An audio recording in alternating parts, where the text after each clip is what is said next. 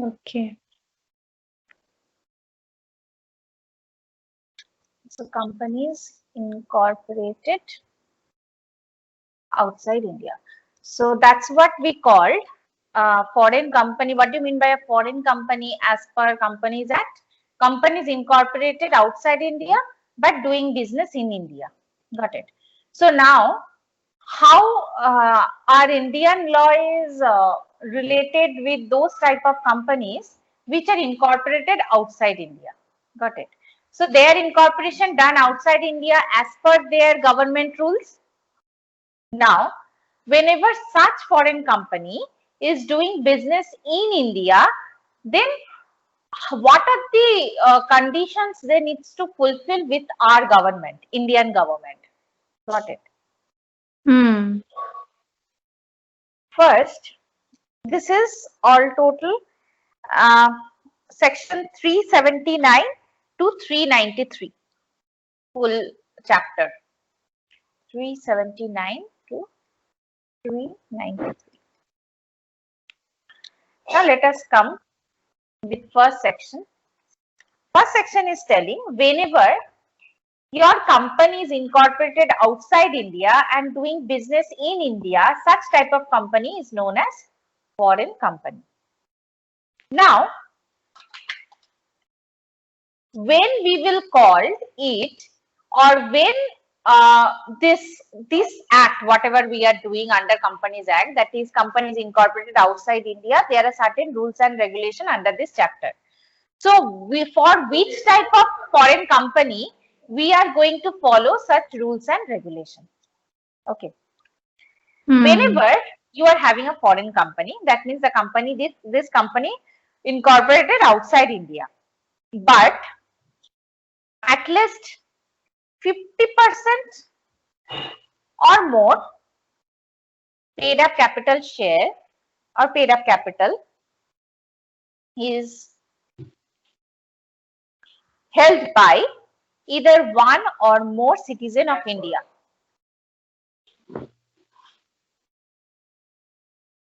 Got it. Okay. Hmm. In such cases, or you can say other company. In such cases, these foreign company, whenever in such cases, we are going to follow the rules and regulation under this company incorporated outside India as per Companies Act 2013. So first you have to see like the company incorporated outside India and doing business also outside India, then why we will think about such company. Got it? So somehow they should have some connection with India. Okay, either foreign company incorporated outside India but doing business in India, or else at least 50% or more paid up capital of such company is held by one or more citizen of India or other company.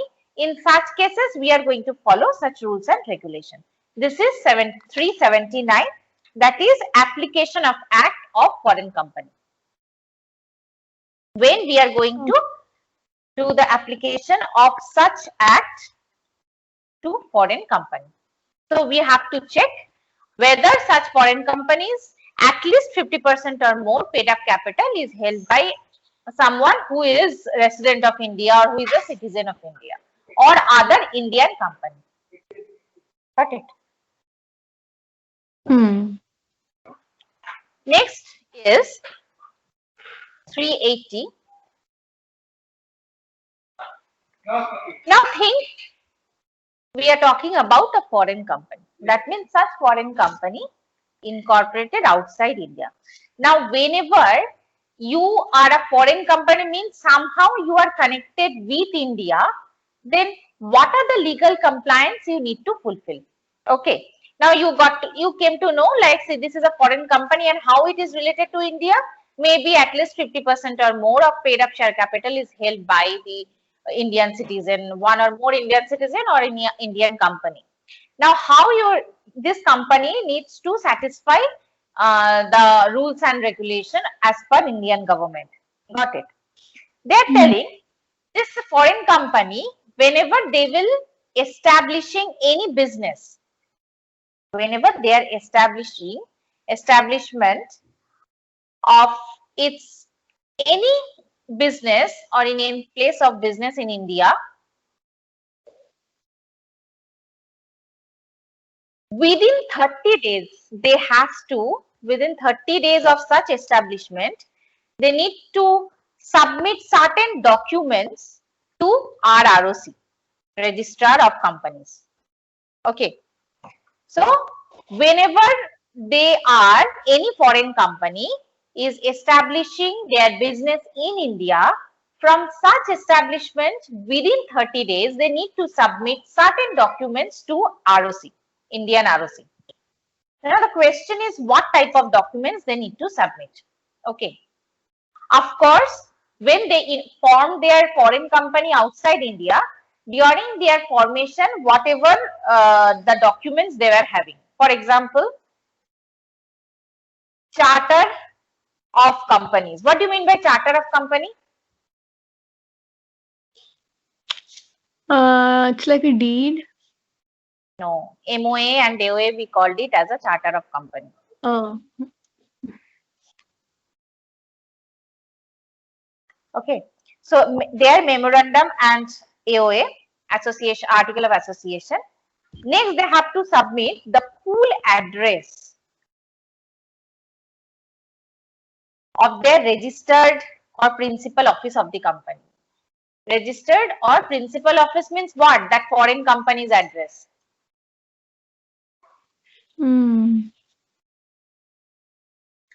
Next is they have to make a list of directors. They have to submit to ROC, list of directors, secretaries. Okay. Along with that, the name, address and particulars of such directors and secretaries. Name, address and particulars of such directors or secretaries. Next is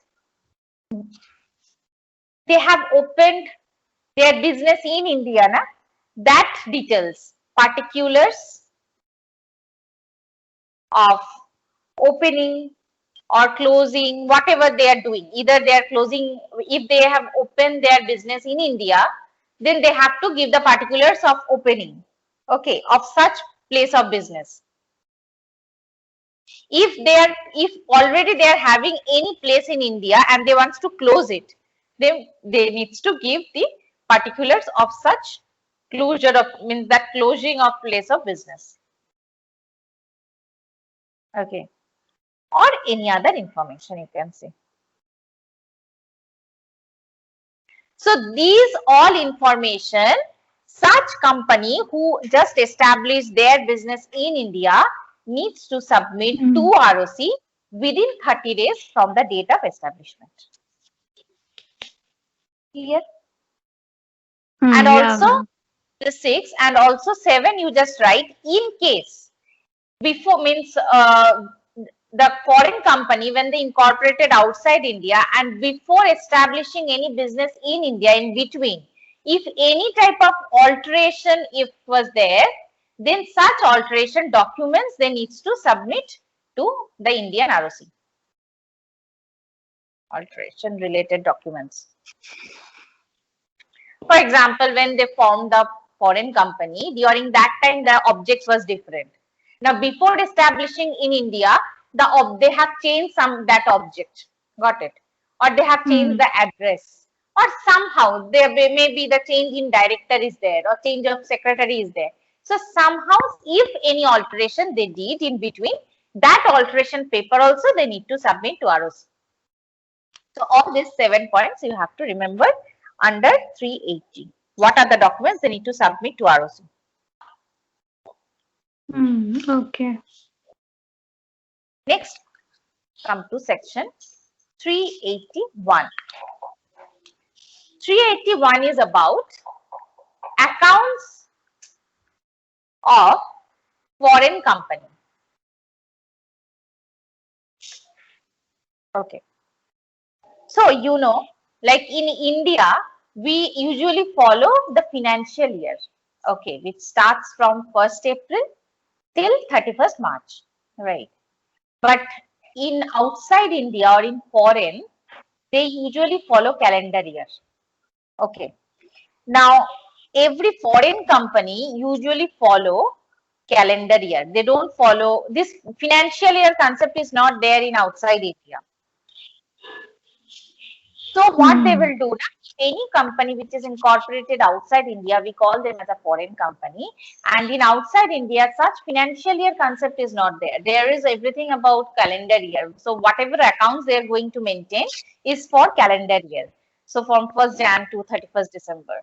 So they will maintain their accounts for the calendar year. According to that, they need to prepare their balance sheet, PL account, okay, and other financial statement, okay. As per rule 4 of companies in bracket, right, registration of foreign companies, registration of foreign companies rules 2014, and whatever they will prepare na, this balance sheet, all they needs to submit to our ROC. Okay.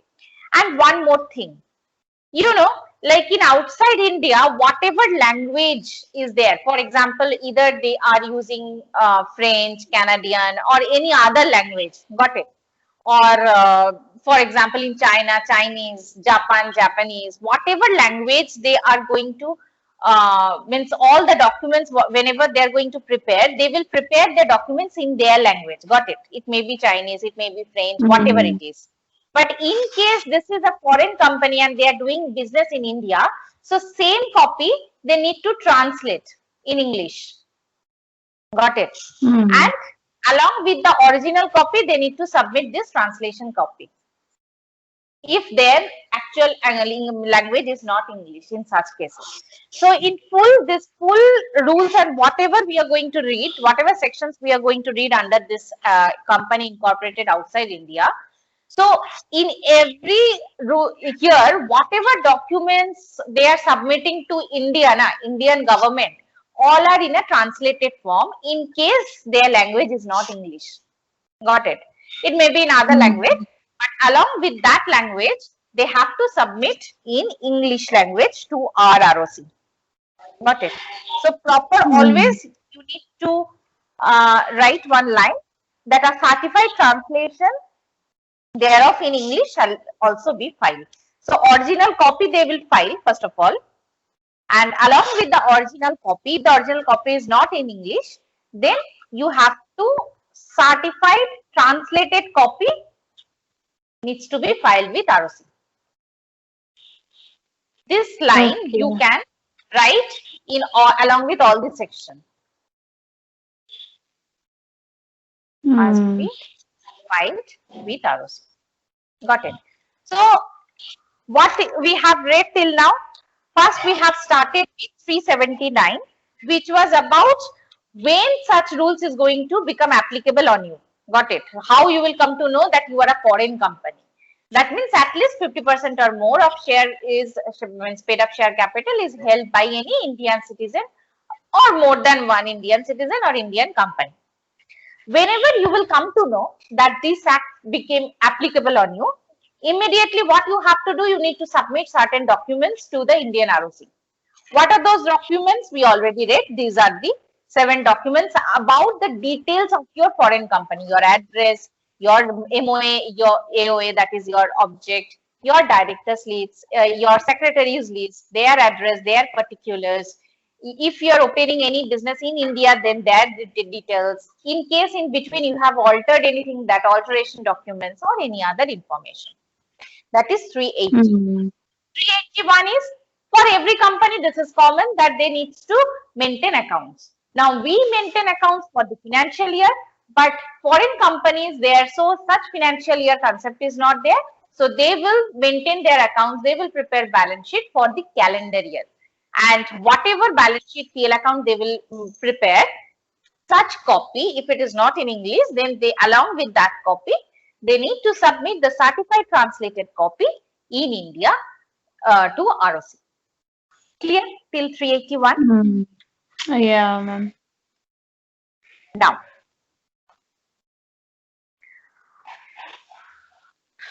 next is 382. 382 is about display of name of foreign company. Display of name of foreign company.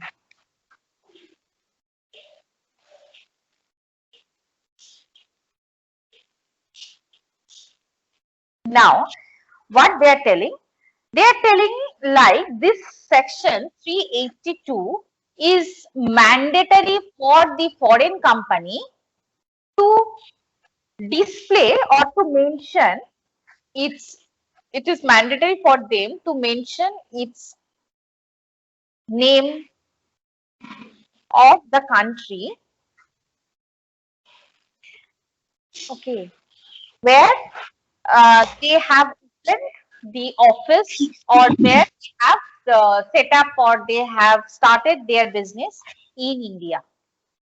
Okay, so everywhere they have to write the name of the country along with the place in every documents. So whatever documents we have read now, so everywhere they are eligible. It may be letterhead, you can say. Okay.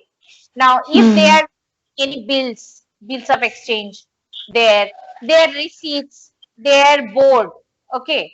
Now, their seal. So, whatever documents or whatever papers they maintain, or whenever they are preparing notices, whenever they are sending any letters. So, whatever documents the foreign company is preparing, as per section 382 of Indian government rule, it is mandatory for such foreign company that they need to display the name of the country where they have started their business in India.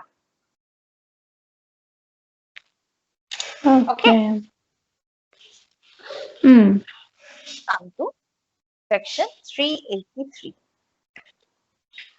This is about service on foreign company.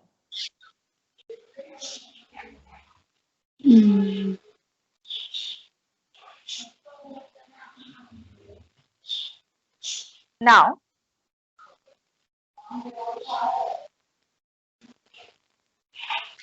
what do you mean by service of company?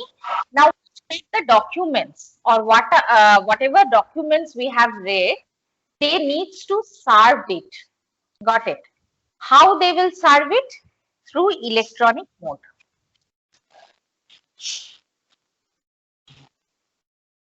To whom?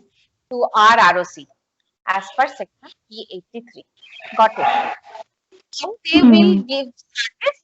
Nowadays, it became electronic mode in our interstate itself or inter-country itself. So though they are incorporated outside India or they are situated outside India. So what is the mode of their service? So whatever documents they need to submit to our ROC, they need to serve it through electronic mode to ROC as per section 383. Okay.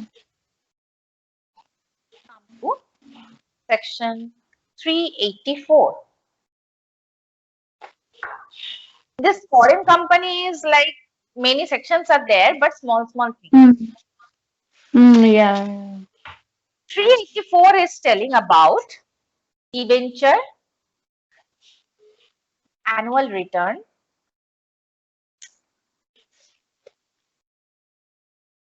registration of charges,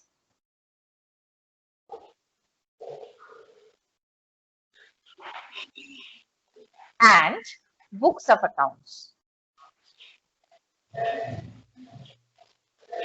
And their inspection. Okay.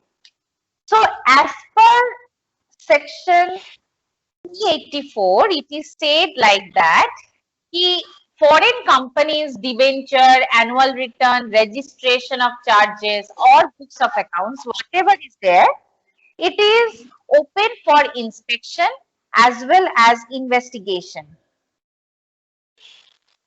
And mutatis mutandis, is applicable.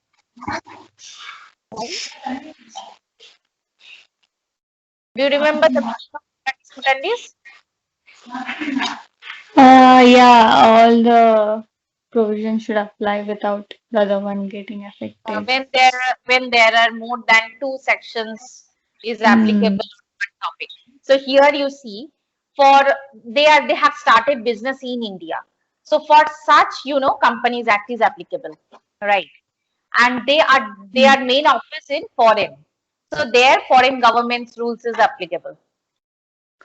So obviously they have to follow their Okay, okay. rules. Along with that, they have to Their rules follow the Indian also, rules Indian also. rules also. Yes. So they have to follow both the government's rules in such a way that none of the gets defeated. Got it? Got it. So in such inspection and investigation case, whoever is going to investigate from where, it depends on, they have to take the opposite government permission. The consultation, Hmm. and they will conduct all this inspection and investigation. So first of all, what happens as per section 384 of this act, the debenture, annual return, registration of charges, books of accounts, whatever they have prepared is open for inspection. No restriction is there for inspection and investigation. And yes, along with that, mutatis mutandis is applicable. So both the government rules you have to follow in such a way that none of them gets defeated, or none of them gets deprived of this. Clear? Okay. Hmm. Next, come to section 385.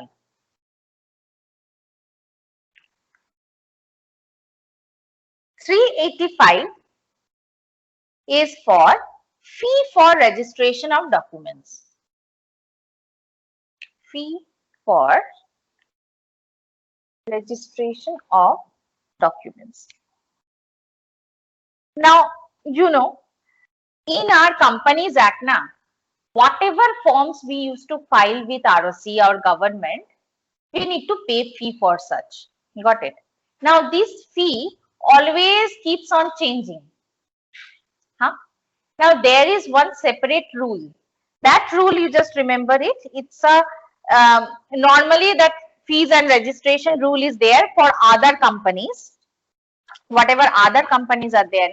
So, like whatever companies are incorporated in India, for the company, whatever is coming under Companies Act, there is a separate rule which is coming under registration offices and fees. There is a rule that is known as Companies Registration Offices and Fees Rules 2014. Got it? Now, in these rules, there are for this work, this is the fee. For this work, this is the fee. If you fails to do, additional fee. So, fees list are there in this rule. So, according to that rule, we used to pay the fee to ROC. Got it? And these fees keeps on changing. But whenever it comes about foreign company, there is a separate rules for them. That is, under foreign companies rules only, there is rule 8 of Foreign Company Rule 2014, where there is a list of fees are mentioned. Like for establishing a business in India, this is the fee. For submission of documents, this is the fee. For inspection, this is the fee. All these lists are given in Rule 8 of Foreign Company Rule 2014. Got it?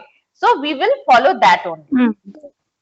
As per section 385, for registration of documents, whatever fee we are needs to pay to the government, that is actually as per Rule 8 of Foreign Companies Rule 2014. Nothing else is written in this act. Okay. Okay. Now, and also you just remember two things. One is, in case if you are doing foreign companies work, then you have to follow this. That is Rule 8 of Foreign Companies Rule 2014. And in case if you are working for an Indian company, which is coming under Companies Act 2013, in such cases, we usually follow companies, in bracket, right, registration offices and fees, bracket close, rules 2014. Got it? So these two you have to remember. Whatever companies we will reach under Companies Act, or for fees we usually follow this rule, and for foreign company we usually follow this rule. Okay. Next come to 386. 386 is about interpretation. Okay. So there are three meaning they have interpreted under section 386. First interpretation is the term certified. Second, they have interpreted under this section is the term director. And thirdly, they have interpreted the term place of business. Okay. Now, wherever in this rule or in foreign rule, if you see the term certified is there, it means whatever is written in that copy is a true copy or a correct translation. Got it? So in India, if submitting that documents, foreign documents in ROC, so you have to see like whatever copy you are submitting to ROC, it is a true one, it is not a fake one, and the proper translation is available there. Okay. Okay. Next expression is term director in relation to foreign company. They are telling who is a director. This director is a director who is there under board of directors of a company, BOD. Got it? Under whose direction actually any person in the company will act. Okay. So you have to write who is this director as per foreign company rule. The term director means who is the director coming under the board of directors, and as per whose direction any person in the company is going to act. As per his direction, any person in company will act. Got it? So company is going to act as per the instruction of this board of directors. Got it? And what do you mean by place of business? This is separated under section in this section as per 386 of foreign company rules. That is,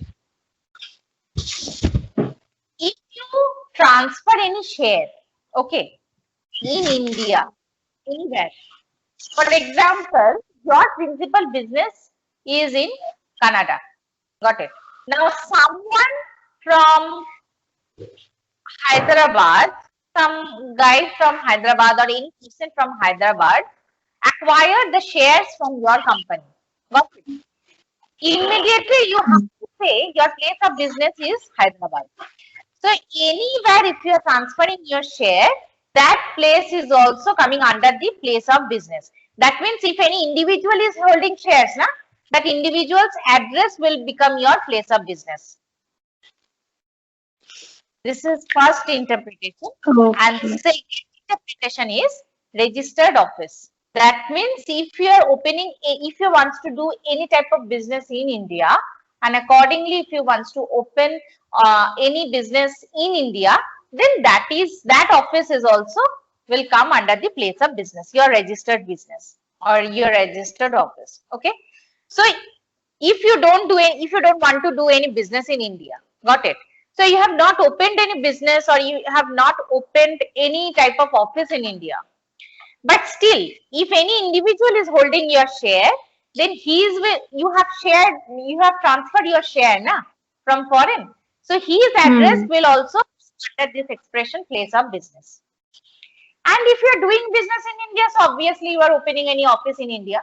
So accordingly, that registered office will also come under the place of business. So these three expressions they have expressed under section 386 of foreign means under the interpretation. They have interpreted this free term under this section of foreign companies. Clear? Okay. Yeah. Next is section 387. 387 is telling about dating of prospectus and particulars to be contained.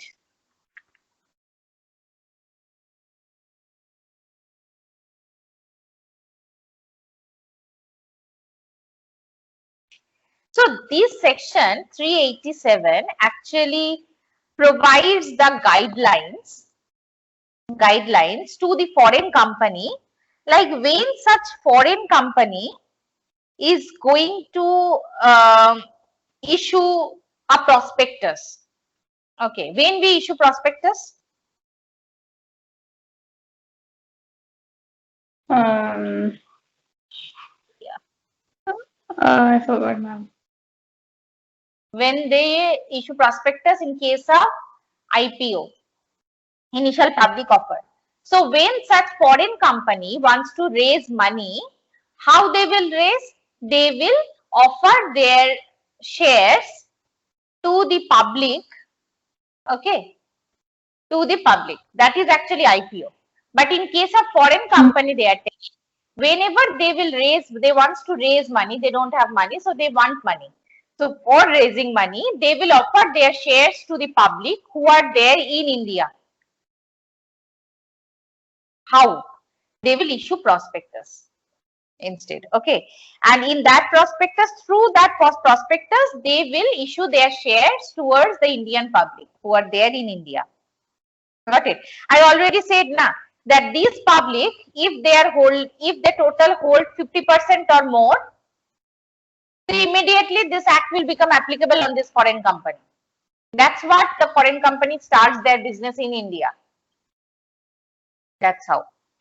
In case they are not doing any type of business in India, business means, I am doing some trading in foreign and same business I have brought in India, so I am doing the same business in India. This is one type of business. But think I don't have any trading or any supplier or any creditors in India. But how I will start my business? I have opened my company outside India. I am having a foreign company, but I want to raise money from India. So how I want to raise money?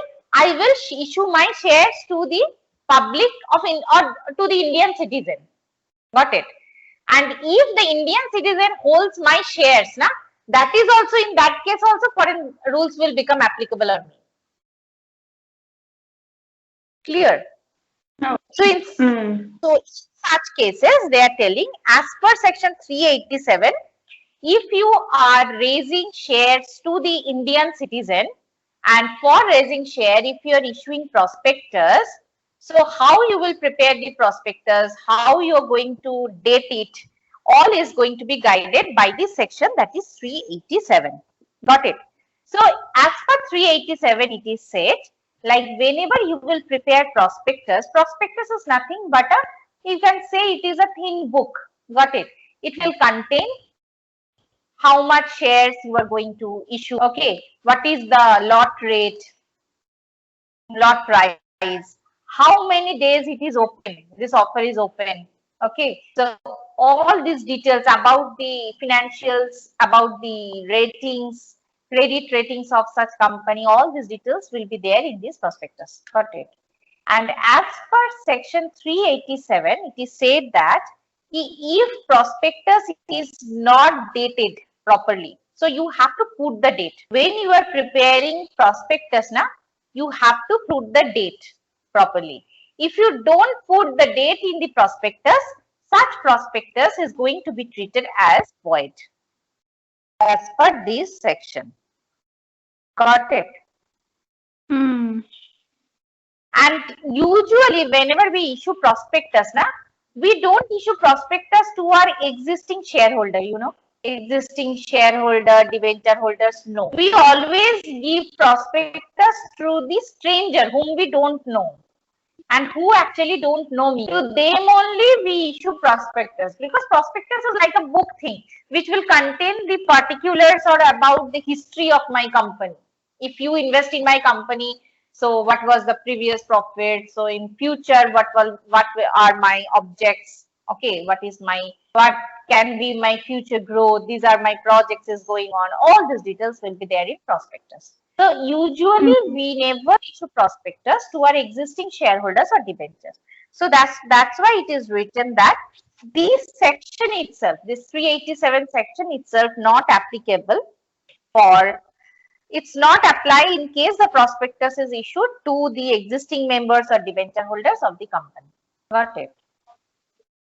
So as per section 387, what you have to remember, if a foreign company issue share to the Indian citizen, they need to issue prospectus. This is first point. Prospectus must be dated as per section 387. Second point. Third point, if it is not dated properly, then such prospectus is going to be treated as void. Third point. Got it? And lastly, you have to write, this section is not applicable if the prospectus is issued to the existing shareholders or debenture holders. Clear? Yeah, ma'am.